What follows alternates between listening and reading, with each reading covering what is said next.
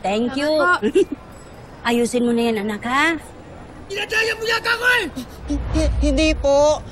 Nagtaas lang po talaga ng presyo yung mga karne. Promise. Anong taas ang karne? Ha? Gusto mo itaas ko to? Ang mga panita ko! Diyos ko! Victor, ano ba?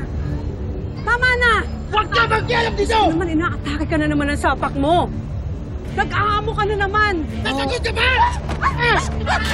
Naku, nag-aamok na naman si Victor! Halika na! Halika na! Ay, Victor!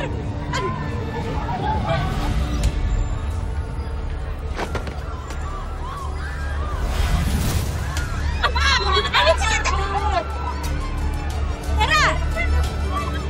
Tara! Alak!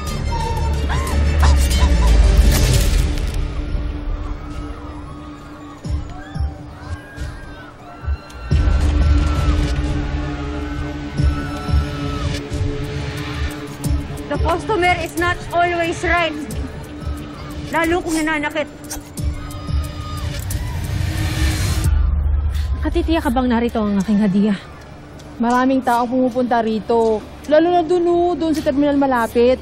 Maraming mga estudyante doon kasi edad ng pamangkin mo. May nag-aabok doon! May nag-aabok sa tindahan namin ng Teresita! May nag-aabok doon! Ikaw!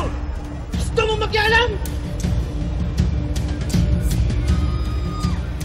Kuya. Kuya, kumalma ka muna. Bitawan mo na muna yung hawak mo. Pag-usapan natin to na maayos. Ah, ganun! Hindi ko kaya ko! Go!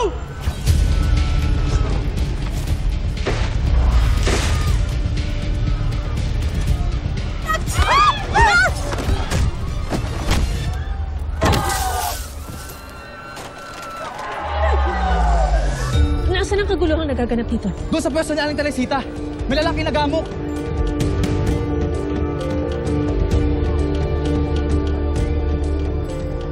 Saglit, Pirena. Huwag ka na pupunta ron. Sinabi na nga may nag-aamok eh. Pupunta ka pa doon. Huwag ka na magmarites doon.